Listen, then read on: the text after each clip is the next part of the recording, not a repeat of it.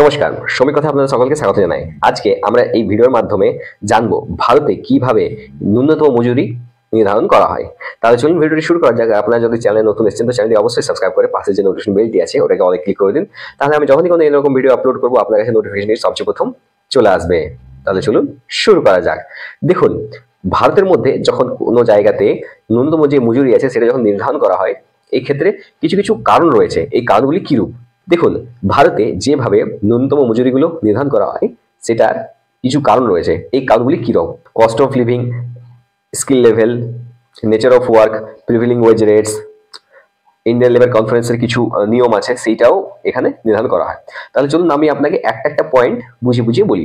সবচেয়ে প্রথম আমি আপনাকে বলি কস্ট অফ লিভিং। আপনি যে জায়গাতে রয়েছেন সেই জায়গাতে আপনার যে যেমন আপনি হয়তো বাড়িতে ভাড়াতে রয়েছেন, এবার আপনার এডুকেশনের জন্য টাকা দরকার, এডুকেশন মেডিকেলের জন্য টাকা দরকার, আবার তাছাড়া আপনার যাতায়াত, আপনার ফিউয়েল, রিক্রিয়েশন এসবের জন্য আপনাকে টাকার প্রয়োজন আছে, এগুলো কিন্তু ধরা হয়। এছাড়া আরেকটা জায়গা রয়েছে, সেটা হচ্ছে সিপিআই, কনজিউমার প্রাইস ইন্ডেক্স। এর মাধ্যমে আপনার কিন্তু যে ডিএড ইনক্রিজ করা হয় সেটাই আমি আপনাকে স্ক্রিনে দিয়ে দিচ্ছি, এটা আপনি দেখে নিন। এইভাবে করা হয়। এইবার আপনি যদি আপনাকে যদি খুব ছোট্ট ফর্মে বোঝাই তাহলে দেখুন, আপনার বর্তমানে কোনো একটা জিনিসের দাম হয়তো আমি আপনাকে একটা উদাহরণস্বরূপ বলছি। মনে করুন আপনি একটা 5 কেজি আটা নিচ্ছেন আশীর্বাদের, সেই আটাটা এইবার পুরনো রেট যদি আমি আপনাকে বলি তো গত বছর রেট ছিল, আর বর্তমান rate divided by previous rate into 100, ঠিক আছে? এরপর যে রেজাল্ট আপনার আসবে সেটাকে 100 দিয়ে গুণ করে দিন। এবার আপনি বুঝে যাবেন যে ওটার কত গুণ বাড়ছে। স্কিল লেভেল একটা অন্যতম রূপ হচ্ছে আপনার যে স্যালারিটা নির্ধারণ করা হবে তার জন্য। খুব ইম্পর্টেন্ট হচ্ছে এডুকেশন, মানে শিক্ষা দিয়ে আপনি নিজের যে স্কিলগুলো আছে সেটাকে আপনি বাড়িয়ে তুলতে পারেন। এইবার কোনো একটা জায়গাতে যদি আপনি কাজ করছেন, সেখানে ওই কাজটা করতে করতে আপনার যে এক্সপিরিয়েন্স হবে সেইভাবেও কিন্তু আপনি স্কিলটি বাড়াতে পারেন। এছাড়া আপনার যে এডুকেশন রয়েছে, এবার এডুকেশনের মাধ্যমে, ট্রেনিং এর মাধ্যমে আপনি যে জায়গাতে কাজটি করবেন সেখানে আপনাকে হয়তো কোনো ট্রেনিং দেওয়া হলো, সেই ট্রেনিংটার মাধ্যমে আপনি আরো ডেভেলপ করতে পারেন নিজের স্কিলগুলোকে, সেটা চলবে। আবার কিছু এক্সপিরিয়েন্স, আপনার যে কাজের অভিজ্ঞতা আছে, আপনি যখন কাজ করছেন, কাজ করতে করতে আপনার একটা অভিজ্ঞতা বাড়তে থাকবে, সেই অনুযায়ী আপনার তখনও স্কিলটা যখন বাড়ছে তখন কিন্তু আপনার স্যালারিটা বাড়তে থাকবে। এটা ন্যূনতম যে মজুরি আছে সেটা অটোমেটিক্যালি একটু করে ডেভেলপ হতে থাকবে। এছাড়া আরেকটা জায়গা হচ্ছে, সেখানে হচ্ছে কিনা আপনি যে কোনো একটা জায়গাতে যে আপনার কোয়ালিফিকেশন এবং সার্টিফিকেশন আছে। কোয়ালিফিকেশন বলতে আমি আপনাকে যদি বোঝাই, মনে করুন কোনো একটা জায়গাতে আপনার কম্পিউটার অপারেটর একজন ছেলে প্রয়োজন আছে, সেখানে আপনি যে কাজটি করবেন আপনাকে মাধ্যমিক পাশে আপনার এডুকেশন কোয়ালিফিকেশন হওয়া চাই। এর সাথে সাথে আপনাকে একটা আইটিআই ট্রেডের সার্টিফিকেট আপনাকে পাস হতে হবে, সেটা হচ্ছে Copa, computer operator of programming assistant, Copa. এবার এটাও 1 বছর আপনি মাধ্যমিক পাস করছেন প্লাস 1 বছরের একটা সার্টিফিকেট কোর্স আপনি করেছেন, তাহলে যেই আপনি কিন্তু ওই জায়গাটিকে কোয়ালিফাই করতে পারছেন কি হ্যাঁ এই জায়গাটা যে পোস্টের জন্য আপনি যে পোস্টটি বেরিয়েছে সেই পোস্টের জন্য আমি কোয়ালিফাইড। তো সেইভাবে কিন্তু স্যালারিটা নির্ধারণ করা হয়। এছাড়া আরো যে জায়গা রয়েছে তার মধ্যে একটা হচ্ছে আপনার যে পারফরমেন্স আছে, পারফরমেন্স মানে হচ্ছে আপনি কিরূপ ভাবে কাজ করছেন। এখানে যদি আমি আপনাকে বলি, হয়তো 10 জন রান্নার লোক আছে, 10 জন হয়তো কুক রয়েছেন, তো 10 জন কুকের মধ্যে সবার কিন্তু হাতে একই রকম টেস্ট থাকে না। ওনার যে পারফরমেন্স হবে, যিনি কিন্তু সব থেকে ভালো কাজ করতে পারবেন, ওনার হয়তো সিনিয়রিটি বেশি আছে কিংবা উনি অনেক এক্সপিরিয়েন্সড একজন কুক, তো ওনার কিন্তু ইনক্রিমেন্টটা খুব আগে হবে অন্যান্য কুকের তুলনায়। এছাড়া একটা জায়গা রয়েছে যেটা হচ্ছে, দেখুন যখন কোনো মানুষ কাজে জয়েন করে বা কাজে ঢোকে তো ওই সময় উনি হচ্ছেন বিগিনার, তারপর হয়ে যাচ্ছেন উনি তারপর যখন 1 বছর কাজ করার পর উনি কেপেবল হয়ে যান, আবার আরেক বছর কাজ করার পর কিন্তু ইন্টারমিডিয়েট হন। তারপর যখন উনি যদি কোনো কাজ করেন সেটা ওনার কাজটি কিন্তু এফেক্টিভ হয়, মানে উনি যদি কোনো কাজটি বলে দেন কি হ্যাঁ এটা করলে এটা হবে বা এটা করলে এটা হবে, ওনার যে লোয়ার পজিশন যিনি থাকবেন উনি কিন্তু ওনার কথা শুনে চলবেন, আবার ওনার কাছে অনেক কিছু শেখাও যাবে। মনে করুন কারোর একটা জায়গাতে কাজ করার 5 বছর কমপ্লিট হয়ে গেছে, 5 বছর পূর্ণতার পর উনি কিন্তু ওই জায়গাটির পুরো এক্সপিরিয়েন্সড একজন ব্যক্তি, ওনার কাছে কিন্তু সব রকমের নথি কিন্তু থাকবে।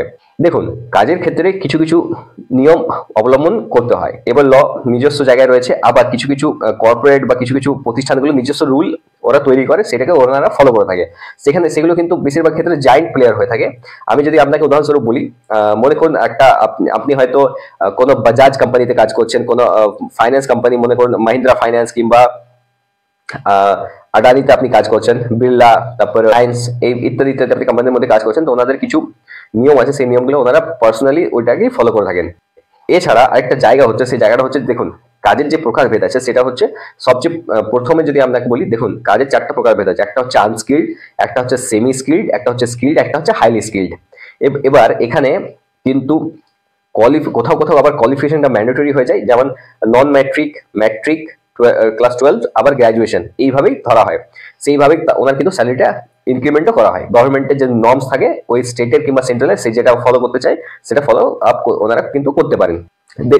দেখুন আপনি যেখানে কাজটি করছেন বা যে জায়গাতে আপনি আপনার হয়তো কাজ চলছে, সেই জায়গাতে যে আপনার কাজের যে প্রকারভেদ আছে, নেচার অফ ওয়ার্ক, ওটাও কিন্তু অনেকটা কিন্তু এখানে ধরা হয়। যেমন দেখতে হবে যে আপনি কোন জায়গাতে কাজে জয়েন করছেন, বা ওই জায়গাটাতে যে ম্যানেজমেন্ট রয়েছে সে দেখে নেবে যে এটা কি টাইপের জব রয়েছে, এই জব প্রোফাইলটা কিরূপ হতে পারে, তার উপর কিন্তু আপনার যে স্যালারি আছে বা আপনার যে ন্যূনতম মজুরি আছে সেটা কিন্তু নির্ধারণ করা হয়ে থাকে। তাছাড়া আপনার একটা জায়গা হচ্ছে কি, আপনার যে সারাউন্ডিংসটা রয়েছে, আপনি দেখুন আপনি যেখানে এখানে কাজ করছেন সেটা কি খুব হাই রিস্কের জব না আপনি লাইট জব করছেন, সেটাও কিন্তু ডিফারেন্সিয়েশনটাও করা হয়। কেননা যদি আপনি হাই রিস্কে কাজ করছেন কিংবা আপনার হয়তো প্রচুর পরিমাণে ক্যালোরি বার্ন হচ্ছে ওই দিন, তো আপনার খাবারের যে প্রয়োজনটা আছে সেটাও সেই পরিমাণেই বাড়বে, সেই জন্য আপনার স্যালারি কিন্তু তখন বেড়ে যাবে। আবার যদি আপনি কোনো লাইট জব করছেন সেখানে আমার কিন্তু খাবার যে পরিমাণ আছে সেটা কিন্তু কমে যাবে, সেই কারণে আপনার তখন স্যালারিটাও কিন্তু কমে যাবে, মানে ন্যূনতম যে মজুরি আছে সেটাও কিন্তু সেই জায়গাটা কমে যাবে। এইবার দেখুন আপনি যে কাজটি করছেন সেটা যে লেভেল অফ ওয়ার্ক আছে, লেভেল ওয়ার্ক মানে আপনার কাজের যে কতটা আপনি স্কিল্ড এখানে হিসাবে কাজ করছেন, মানে লেভেল অফ ওয়ার্ক বোঝাতে আপনি কি এই কাজটি করতে পারবেন কি এই কাজটি করতে পারবেন না, মানে আপনার সমর্থ, আপনি কি সার্থক কিংবা অসার্থক, আপনি কি সার্থক নন। তো সেইখানে আপনাকে দেখতে হবে কি আপনার আপনি যে জায়গাটা কাজটি করছেন সেটা আপনাদের পুরো টোটাল এরিয়ার মধ্যে কতজন ওটা করতে পারবে বা কতজন ওটা করতে পারবে না, এইভাবেও কিন্তু আপনার স্যালারিটা নির্ধারণ করা হয়ে থাকে। ওয়েজের যে রেট গুলো আছে সেগুলো কিভাবে ডিফারেন্ট করা হয়, আপনি যেখানে কাজটি করছেন সেটার একটা ইন্টারসেকশন হয় আর সাপ্লাই চেন মানে কিরকম, যেখানে আপনি রয়েছেন সেটা কোনো কেন্দ্র সরকার ইউনিটে রয়েছেন কিংবা রাজ্য সরকার ইউনিটে রয়েছেন, সেইখানে তার কিংবা কোনো একটা প্রাইভেট ফার্মে আপনি রয়েছেন, সেখানে দেখতে হবে যে জায়গাতে আপনার কাজটি চলছে সেইখানে ওই কাজটির উপর কতটা ডিমান্ড রয়েছে। কোনো একটা জায়গাতে মনে করুন কোনো একটা কাজ চলছে, সেখানে হয়তো কোনো একটা কাজ হবে, সেখানে হয়তো ম্যান পাওয়ারের প্রয়োজন আছে। এবার ম্যান পাওয়ার যেখানে যত বেশি প্রয়োজন আছে সেখানে স্যালারিটাও কিন্তু তত বেশি দেওয়া হবে, আবার যেখানে যত কম প্রয়োজন আছে সেখানে কিন্তু স্যালারিটাও কমে যাবে। এইবার এখানে হচ্ছে সাপ্লাই চেনের একটা ব্যাপার আছে। কোনো জায়গাতে মনে করুন আপনার কোনো একটা এরিয়াতে আপনি রয়েছেন, সেখানে হয়তো কোনো একটা কাজের যত পরিমাণ মানুষের প্রয়োজন আছে বা যত আছে তার থেকে অনেক বেশি পরিমাণে ওখানে সাপ্লাই পাওয়া যায়। মনে করুন 1000 জনের প্রয়োজন আছে, এবার 10,000 জন ওখানে এসে বসে আছে, তো সেই জায়গাতে আপনার যে কাজের যে আপনার যে ন্যূনতম মজুরিটা ওইখানে তৈরি হবে সেটা কিন্তু অটোমেটিক্যালি ডিক্রিজ হয়ে যাবে, সেটা আর ইনক্রিজ হবে না। যদি আমি আপনাকে এটা খুব শর্ট ফর্মে বোঝাই, দেখুন কাজ যদি এক্সেস ডিমান্ড থাকে তাহলে স্যালারি ইনক্রিমেন্ট হয়ে যাবে, আর এক্সেস যদি ম্যান পাওয়ার যদি এক্সেস থাকে তাহলে ওইটা স্যালারিটা কমে যাবে। কিছু স্পেশালাইজড স্কিলস আছে, যেমন আমি আপনাকে যদি খুব একটা সাধারণ ভাবে যদি বোঝাই, আপনি যেখানে কাজ করছেন সেটা যদি কোনো একটা হসপিটালের ডায়েটরি ডিপার্টমেন্ট হয় কিংবা কোনো একটা রেস্টুরেন্টে যদি ডিপার্টমেন্ট হয়, সেখানে কোনো একটা কাজগুলো করছেন, সাধারণভাবে সব কাজগুলো করছেন, হয়তো উনি সব রকম কাজগুলো করতে পারছেন বা করছেন। এইবার একটা ডায়েটিশিয়ানের কাজটি কোনো একটা সাধারণ কোনো একটা গ্র্যাজুয়েট ছেলেকে এনে বসিয়ে সেখানে কিন্তু সেই কাজটি করানো সম্ভব হবে না, সেখানে কিন্তু ওই স্পেশালাইজড ওই মানুষটিকেই প্রয়োজন পড়বে, আর ওই মানুষটিকে এনে ওনাকে রিক্রুট করতে হবে, এটাই হচ্ছে নিয়ম। তখন ওনার যা স্যালারি হবে, যা স্ট্রাকচার হবে, সেন্ট্রাল গভর্নমেন্ট বা স্টেট গভর্নমেন্টের যা রুল হবে বা ওই ফার্মের যা রুল হবে সেই রুল অনুযায়ী ওনাকে কিন্তু পেমেন্ট করতে হবে, সেইখানেও সেইভাবে কিন্তু এটা জিনিসটা নির্ধারণ করা হয়। এবার একটা ডক্টরের যা স্যালারি হবে বা ন্যূনতম মজুরি হবে সেটা কিন্তু কোনো একটা সুইপারের কিন্তু হবে না, এটাই পার্থক্য। দেখুন এবার আমি যদি আপনাকে টেকনোলজিক্যাল কিছু অ্যাডভান্সের ব্যাপারে বলে দিচ্ছি। এখানে আপনি যে কাজের মধ্যে কোনো একটি কাজের মধ্যে আপনি অভিজ্ঞ, মনে করুন হয়তো কোনো একটা বাড়ির মধ্যে একজন ইলেকট্রিশিয়ানের প্রয়োজন আছে, উনি তার লাগাবেন, লাইট লাগাবেন, ফ্যান লাগাবেন, সবকিছু, এবার সুইচ বোর্ড এইসব ওনাকে লাগাতে হবে। তো ওটা কিন্তু শুধুমাত্র একটা ইলেকট্রিশিয়ানই করতে পারবে, আদার কোনো ব্যক্তি ওটা কিন্তু করতে পারবে না, তো কেন ওটা একটা স্পেশালাইজেশন উনি রয়েছেন। এরপর আমি আপনাকে একটা জিনিস বলি, সিগন্যালিং থিওরি বলে একটা জায়গা হচ্ছে। কোনো ব্যক্তি যদি সুস্থ রয়েছেন, ওনার সিগন্যালিং যে থিওরি, সিগন্যালিং দিয়ে মানে হচ্ছে কোনো এক জায়গা থেকে অন্য জায়গায় কাউকে ইশারার মাধ্যমে বুঝিয়ে দেওয়া কি এই জায়গাতে এই জিনিসটির প্রয়োজন আছে। এটা রেস্টুরেন্টের ক্ষেত্রে বেশিরভাগ দেখা যায়, কিংবা মনে করুন কোথাও আপনি খেতে গেছেন, সেখানে আপনার যে যিনি আপনাকে সার্ভ করছেন উনি হয়তো অন্য কাউকে ডেকে নিয়ে আপনি চিলিয়ে বা কিছু বলবে না, উনি তখন একটা নিজের কো ওয়ার্কার বা যে সহযোগী কর্মী রয়েছেন ওনাকে একটা সিগন্যাল দিয়ে বলবেন এই মানুষটির এটা এনে দিন, এনার এটা প্রয়োজন আছে, ইনি এটা খাবেন না। সেইভাবেও একটা কমিউনিকেশনের স্কিল থাকে, সেই জায়গাটাতে সেটা কতটা পরিমাণে প্রয়োজন আছে বা ডিমান্ড রয়েছে সেইখানেও কিন্তু কিছুটা আপনার ওয়েজটা নির্ধারণ করা হয়ে থাকে। ভারতের যে মার্কেট আছে সেটার উপর কি প্রভাব পড়ে দেখুন, প্রত্যেকটা জেলা বা প্রত্যেকটা স্টেট বা প্রত্যেক কেন্দ্রীয় সরকারের ইউনিট যতগুলো রয়েছে সবার মধ্যে যখন কোনো নীতি নির্ধারণ করা হয়, তখন কেন্দ্র সরকার একটা ন্যূনতম মজুরি নির্ধারণ করে, এরপর স্টেট গভর্নমেন্ট মানে রাজ্য সরকার একটা নিজস্ব নীতি নির্ধারণ করে, এরপর ইন্ডিয়ান লেবার যে কনফারেন্স রয়েছে ওইখানেও কিছু নীতি নির্ধারণ করা হয়। এবার এই তিনজন জায়গার মধ্যে কিছু এই কন্ট্রাক্টর বা এমপ্লয়ারদের মধ্যে কিছু রিপ্রেজেন্টেটিভ থেকে থাকেন, ওনারা সবাই মিলে একসাথে একটা নীতি নির্ধারণ করেন কি আমরা এত টাকা দিতে পারবো কিংবা এত টাকা দিতে পারবো না। এবার কেন্দ্র সরকার নিজের একটা নীতি নির্ধারণ করে একটা নির্দিষ্ট মজুরি ওখানে ফিক্স করে দেন। এবার এর সাথে সাথে আবার এটাও বলে দেন কি আপনারা নিজের স্টেটে নিজের মতো করে আপনারা স্যালারি নির্ধারণ করতে পারেন, সেখানে আমরা হস্তক্ষেপ করবো না। তো এই পরিস্থিতিতে প্রত্যেকটা জায়গাতেই কিন্তু রেটটা আপনার আলাদা হবে।